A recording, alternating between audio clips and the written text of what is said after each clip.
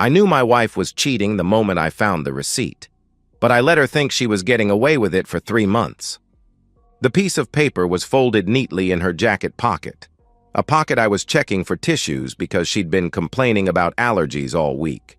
Instead of Kleenex, my fingers found thermal paper from the downtown Marriott. Room service for 2. Champagne, strawberries. 2 bathrobes charged to the room. Total, $287.43. Date, Tuesday, March 15th. The same Tuesday she'd texted me about working late on the Henderson account. I stood in our walk-in closet staring at that receipt like it was a death certificate. Because in a way, it was. 14 years of marriage, dead at 6:47 p.m. on a Thursday evening while my wife showered off another man's touch 20 feet away. The smart thing would have been to confront her immediately. The emotional thing would have been to scream, to throw the receipt in her face, to demand explanations she'd never give honestly anyway. But I've always been methodical, strategic. It's what made me successful in commercial real estate, and it's what would make me successful in destroying the life she thought she was so cleverly building behind my back. I photographed the receipt with my phone, then carefully refolded it and placed it back exactly where I'd found it. Then I sat on our bed, where she'd been lying to my face for God knows how long, and began to think. The signs had been there for months, hadn't they? The client dinners that ran impossibly late, the new lingerie I never saw her wear, the way she'd started going to the gym religiously, returning home glowing with an energy that had nothing to do with cardio and everything to do with anticipation. She'd been preparing herself for someone else, sculpting her body for another man's appreciation, while I worked late to pay for her personal trainer. The cruelest part wasn't the sex, it was the performance. Every morning she'd kiss my cheek and ask about my day with the same loving concern she'd perfected over 14 years. Every evening she'd curl up beside me on the couch, her head on my shoulder, playing the devoted wife while planning her next rendezvous. She'd become a stranger wearing my wife's face, and I'd been too trusting, too stupid to notice. But now I knew, and knowledge, properly applied, was power. I'd heard about the Henderson account, of course. Margaret had been working with some hotshot junior partner at Brennan and Associates, a financial services firm downtown. She'd mentioned him a few times. Derek something. Young, ambitious, probably saw my 43-year-old wife as a sophisticated older woman worth impressing. I could picture him. Expensive suit, confident smile, the kind of man who viewed other people's marriages as obstacles rather than boundaries. He probably thought he was clever, stealing another man's wife with champagne and strawberries in hotels I'd probably helped finance through our joint accounts. The shower shut off. Margaret would emerge in 10 minutes, hair wrapped in a towel, skin pink from the heat, and she'd smile at me with those lying lips and ask what I wanted for dinner. But I wouldn't be playing anymore. I'd be watching, learning, gathering intelligence. I pulled up the number for Hartwell Investigations on my phone. Private investigators weren't just for divorce cases anymore. They were for men who understood that information was ammunition, and I intended to build an arsenal. Mr. Hartwell, this is David. I need a consultation regarding my wife's extracurricular activities. I have evidence, but I need documentation. Complete documentation. Money is no object. I hung up and smiled for the first time in months. Margaret thought she was the predator in this marriage, but she'd just become the prey herself.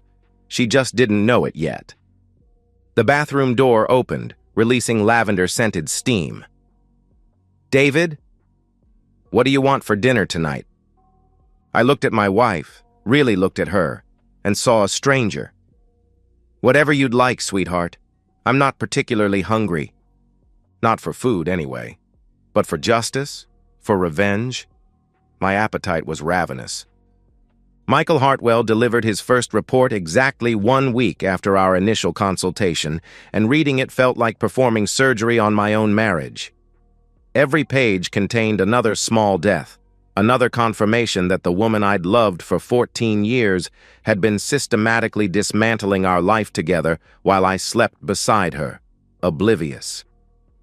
Derek Castellanos, 29 years old, junior partner at Brennan and Associates, former college lacrosse player at Duke, unmarried, ambitious in the way that only comes from growing up with family money and Ivy League connections. The kind of man who probably viewed seducing married women as a sport, complete with scorekeeping and technique refinement. The photographs were clinical in their clarity. Margaret laughing at something Derek said over lunch at Meridian, the upscale restaurant where she'd never taken me despite my suggestions. Margaret's hand covering his across a corner table at Sapphire Lounge, the intimate cocktail bar she'd claimed was too stuffy when I'd wanted to celebrate our anniversary there last year. Margaret walking into the Hampton Inn on 5th Street, Derek following exactly 7 minutes later, a pattern they'd apparently perfected to avoid being seen together. But it was the surveillance video that truly revealed the scope of her deception. Hartwell had managed to capture 23 minutes of footage from the hotel's lobby camera. I watched my wife of 14 years transform into someone I'd never met. Her laugh was different, throatier, more sexual. Her walk was different, a subtle sway that advertised availability. Even her posture was different, shoulders back, chin raised, projecting a confidence she'd never shown me. She was performing femininity for Derek the way actresses perform for cameras, and the performance was flawless. The most damaging evidence wasn't visual, it was temporal. Hartwell had cross-referenced Margaret's claimed work schedule with her actual whereabouts, building a comprehensive timeline of deception. The Henderson account required approximately 6 hours of weekly client interaction. Margaret had been billing nearly 20 hours weekly to Henderson-related activities while spending an average of 14 hours per week in hotels, restaurants, and Derek's downtown apartment. She wasn't just cheating. She was stealing time from our marriage and billing it to her lover like a prostitute with a retainer. The confrontation scene I'd been imagining wasn't about emotion anymore, it was about strategy. Margaret wasn't just betraying our marriage, she was investing in a future that didn't include me. She was building a new life while using our shared assets as startup capital, planning her escape while keeping me as a financial safety net. The divorce attorney I consulted, Patricia Vance, was renowned for her scorched-earth approach to matrimonial warfare. Her office walls displayed framed newspaper clippings detailing high-profile cases where she decimated unfaithful spouses with surgical precision.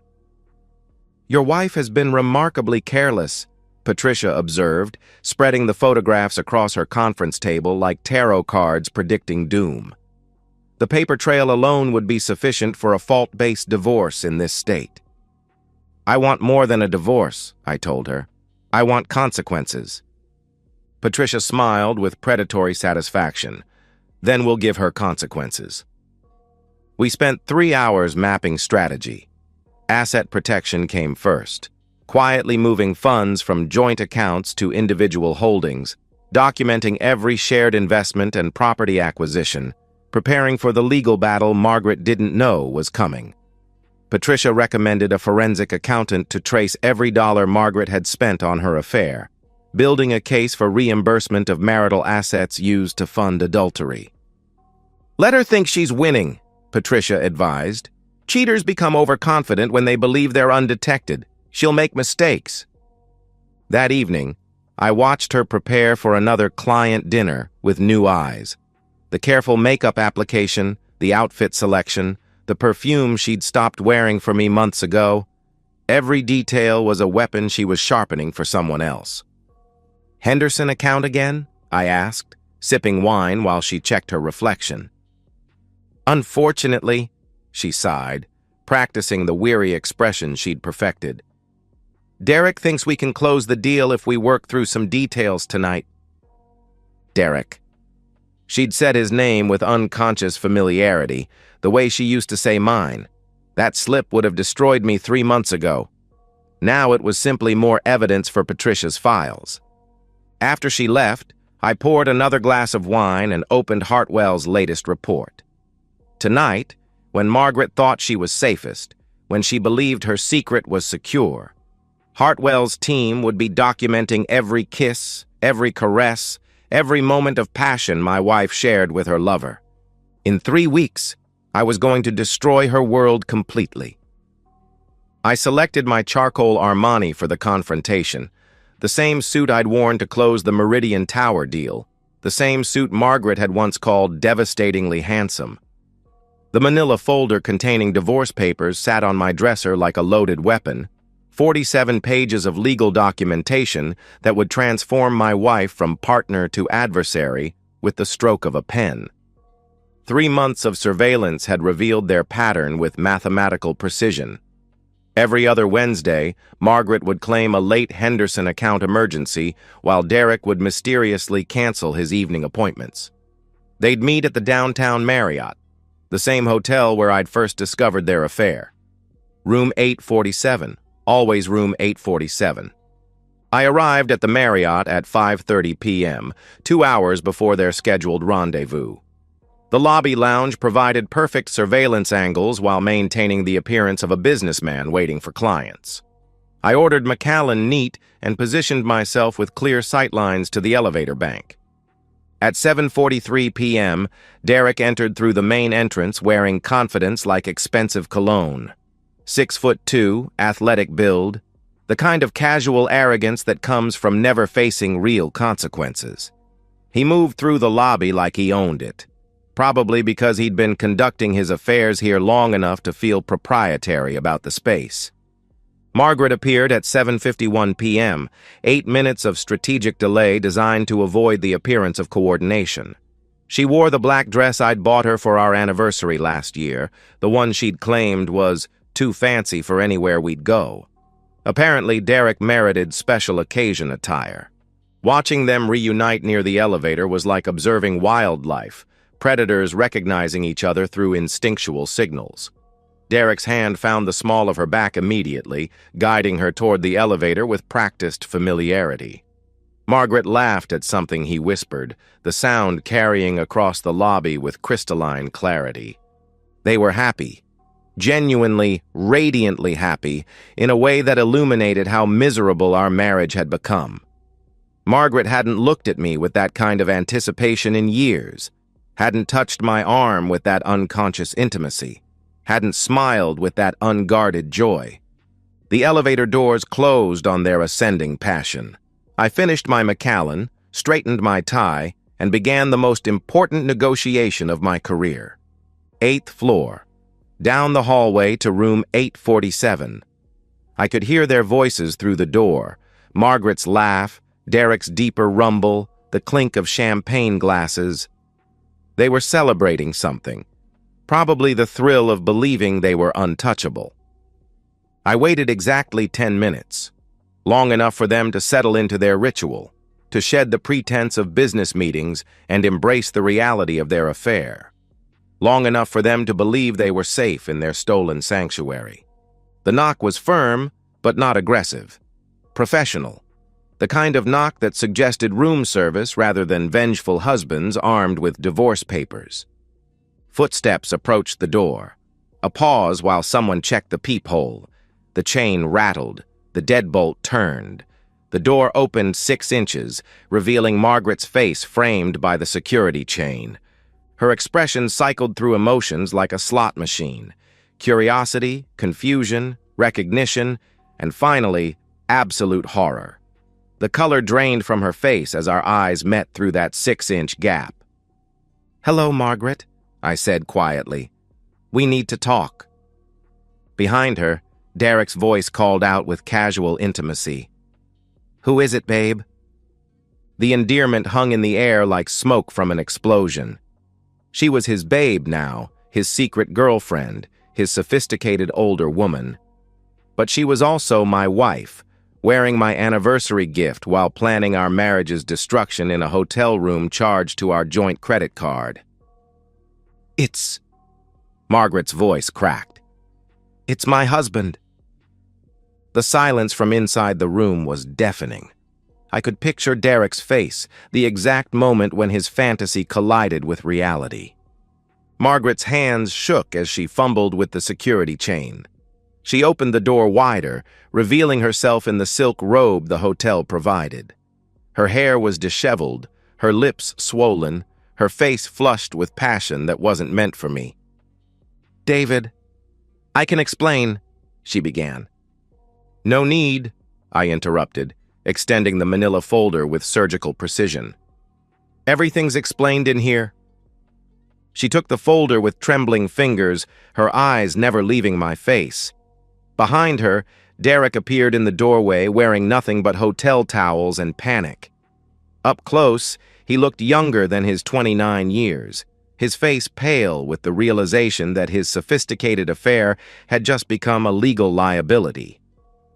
"Divorce papers," I explained conversationally. "Your attorney will want to review them carefully, particularly the sections regarding fault-based proceedings and asset division. Patricia Vance is very thorough." Margaret's knees buckled slightly at the mention of Patricia's name. Derek's face went gray as he processed the implications of being named as co-respondent in a high-profile divorce case. "David, please," Margaret whispered. "Can we discuss this at home?" "We're past private discussions," I replied. "We've been past them for 3 months. Every lie you told, every fabricated work emergency, every passionate evening you spent with Derek while I waited at home believing in our marriage. Patricia has documentation of all of it." The folder slipped from Margaret's numb fingers, papers scattering across the hotel room floor like prophecies of doom. 14 years, I said, my voice carrying down the hallway with absolute clarity. 14 years of marriage, and this is how you chose to end it. I turned and walked away, leaving them both frozen in that doorway, surrounded by scattered legal documents and the wreckage of their carefully constructed fantasy.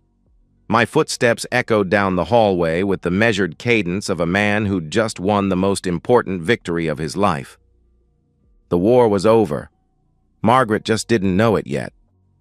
Margaret didn't come home until 3:17 a.m., and I was waiting, not dramatically, no sitting in darkness with brandy. I was in my office, reading contracts with the same methodical attention I'd given our marriage's destruction. Work continued, life continued, only Margaret's world had ended. I heard her key in the lock, the careful quiet of someone hoping to avoid confrontation. Her heels clicked softly across our hardwood floors as she tried to navigate to the guest bedroom without waking me. "Margaret." My voice carried through the house with calm authority. "We should talk." She appeared in my office doorway, still wearing that black dress, now wrinkled and stained with tears. Her makeup had long since dissolved, leaving her face raw and exposed. She looked like a woman who'd spent hours arguing with her lover about whose fault it was that their perfect affair had exploded into legal consequences. "David, she began, then stopped. What could she possibly say? "Sit down," I said, gesturing to the chair across from my desk. The same chair where she'd once helped me review mortgage documents for our house, where we'd planned vacations like the partnership we'd once been. She sat carefully, as if sudden movements might trigger additional catastrophes. Smart woman. Catastrophes were definitely still available. "I've spoken with Patricia," I continued, shuffling through papers with deliberate calm. "The preliminary settlement offer is quite generous, considering the circumstances. You'll receive 15% of our combined assets, the Honda, and 30 days to vacate the premises." Her face went white. 15%? David, that's impossible. I'm entitled to half of everything we built together. "Everything we built together?" I repeated, finally looking up from my papers. "Margaret, you've been stealing from our marriage for 3 months, using our joint accounts to fund your affair. The forensic accountant Patricia hired has traced every expenditure. Restaurants, hotels, gifts, $6,700 in marital assets spent on adultery." Margaret's mouth opened and closed like a fish drowning in air. She'd never considered the financial implications of her affair, never imagined that romance had a paper trail that accountants could follow like bloodhounds. "And Derek?" I asked conversationally. "How did he react to becoming evidence in a high-profile divorce case?" Her silence was answer enough. Derek had probably retreated faster than Napoleon from Moscow once he realized that seducing married women carried consequences beyond guilty pleasures. "He's not taking my calls," she whispered finally. "Smart man," I observed, though about 6 months too late for that intelligence.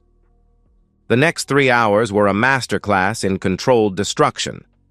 Margaret tried every argument: tears, anger, pleading, bargaining. She claimed temporary insanity, midlife crisis, anything that might preserve some fragment of the life she'd systematically demolished. But Patricia had prepared me for this performance. Cheaters always tried to minimize their betrayals once consequences arrived. They'd claim confusion, temporary insanity, love for their spouses despite overwhelming evidence to the contrary. "I love you," Margaret finally sobbed. "I know I made mistakes, but I love you. We can work through this." "You love me?" I leaned back in my chair, studying her like a specimen under glass. "Margaret, you've been performing love for months while f***ing another man. You've been kissing me goodnight after spending afternoons in his bed. That's not love. That's sociopathy." She recoiled as if I'd slapped her. But truth, like justice, was often violent. By dawn, she'd retreated to the guest bedroom, a refugee in the house she'd helped choose, reduced to camping in spaces that had once been ours together. I could hear her making phone calls, to Derek, who wasn't answering, to her sister, to attorneys, who were probably explaining exactly how f***ed she was legally. The really beautiful part was watching her realize that Derek wasn't coming to rescue her. The man she'd sacrificed our marriage for had disappeared the moment their affair became inconvenient. He'd gotten what he wanted, and now he was protecting his career by cutting her loose like damaged cargo. She'd traded 14 years of marriage for a fantasy that evaporated the moment it encountered reality. Over the following weeks, I watched her lawyer attempt increasingly desperate strategies. Character assassination, claiming I'd been emotionally abusive, suggesting that her affair was somehow my fault. But Patricia had evidence, and evidence trumped narrative every time. The surveillance photographs were particularly devastating in depositions. Watching Margaret's attorney review images of his client passionately kissing another man in hotel lobbies was like watching someone's faith die in real time. By November, Margaret's resistance had crumbled entirely. Her lawyer recommended accepting our settlement offer rather than risking a trial that would destroy what remained of her reputation. She'd moved back to her parents' house in Ohio, a 42-year-old woman starting over with nothing except the memories of a marriage she'd murdered for temporary pleasure. I felt no guilt about her circumstances. She'd made her choices with clear knowledge of potential consequences. She'd simply gambled that I was too weak, too trusting, or too comfortable to call her bluff. She'd gambled wrong. 6 months after signing the final divorce papers, I stood in my new downtown apartment watching the sun set over the city Margaret and I had once planned to grow old in together. The space was modern, minimalist, designed for a man who'd learned to prefer solitude to deception. No shared closets hiding hotel receipts, no joint accounts funding other people's romances, no performance of domestic bliss masking systematic betrayal. Margaret's destruction had been total and precise. Her position at the firm had become untenable once news of the affair spread through professional circles. Derek had transferred to the firm's Seattle office, probably hoping geography could erase his reputation as a homewrecker. Margaret had moved back to Ohio, living with her parents like a teenager who'd made catastrophically bad decisions. I'd heard through mutual friends that she was working at a small regional firm, making perhaps a third of her previous salary. She'd traded everything: career, home, financial security, reputation, for 3 months of hotel room passion with a man who'd abandoned her the moment their affair became inconvenient. The mathematics of betrayal were brutally simple. She'd received exactly what she'd given: nothing. Some nights I'd wonder if I should feel guilty about her comprehensive destruction. Therapy might have been an option. Counseling could have addressed whatever marital problems had driven her to seek excitement elsewhere. A more forgiving man might have attempted reconciliation, but Margaret hadn't chosen therapy or counseling or honest conversation about our marriage's problems. She'd chosen deception, betrayal, and the systematic dismantling of our partnership while maintaining the pretense of love. She'd earned her consequences. The man who'd found that hotel receipt 6 months ago no longer existed. That man had been trusting, optimistic about human nature, willing to assume good faith in others' actions. The man I'd become was harder, more strategic, fundamentally changed by learning that someone I'd loved completely had viewed our marriage as a convenience rather than a commitment. I didn't miss the old version of myself. Naivety was expensive. Trust without verification was dangerous. Love without reciprocity was exploitation masquerading as partnership. My phone buzzed with a text from Jennifer, the real estate attorney I'd been seeing for the past month. Dinner reservations at Meridian, the restaurant where Margaret had courted her lover while lying to me about working late. I'd chosen Meridian because the food was excellent, and I refused to let my ex-wife's betrayals limit my own experiences. Margaret had made her choices, faced her consequences, and disappeared into the life she'd built from the ashes of our marriage.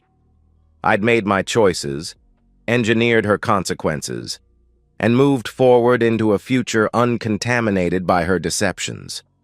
Some betrayals were so complete, so systematic, so contemptuous of their victims that they required equally complete responses. Margaret had declared war on our marriage through months of calculated lies. I'd simply ensured she lost that war as completely as she deserved to lose it. Tomorrow would bring new deals, new possibilities, new relationships built on honesty rather than performance. The future stretched ahead like an empty canvas, unmarked by other people's betrayals or my own naive assumptions about human nature. I closed the blinds, straightened my tie, and headed out to dinner with a woman who'd never seen me as anything other than exactly who I was. No lies, no performances, no hidden agendas. Just the truth. Finally, beautifully, completely the truth.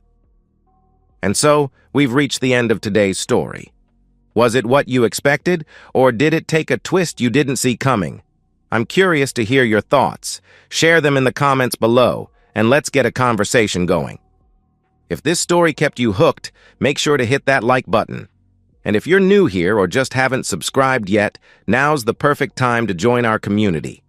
I bring you fresh, captivating stories every day, so click that subscribe button and turn on notifications so you never miss out. Thanks for watching, and I'll see you in the next one.